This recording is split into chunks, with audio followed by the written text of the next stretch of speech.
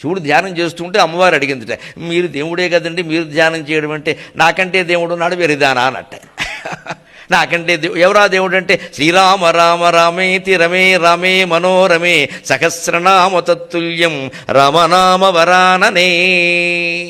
ఎంత ప్రాధాన్యం ఇచ్చారండి. సాక్షాత్ దేవుడైనటువంటి శివుడు మానవుడైన రాముడికి మానవత్వం అంత గొప్పది, సత్ప్రవర్తన అంత గొప్పది, త్యాగం అంత గొప్పది. అందుకే శివుడు రాముడిని ఆరాధించాడు.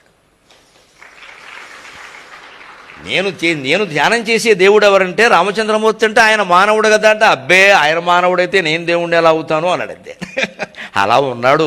లేకపోతే పొద్దున్న 10ంటికి పట్టాభిషేకం అని రాత్రి 10ంటికి వనవాసం అంటే రెండింటినీ సమానంగా తీసుకోగలిగిన వాడు ఎవడైనా ఉంటాడా సృష్టిలో? పార్వతి శివజ్ఞానం అంటే అదే కదా, శివజ్ఞానం అంటే అదే కదా. అటువంటి మానవుణ్ణే నేను ఆరాధిస్తున్నా అంటే మానవుడు కృషి చేస్తే ఎంత గొప్పవాడవుతాడంటే దేవుడు పూజించేంత దేవుడు అవుతాడమ్మా లెక్క.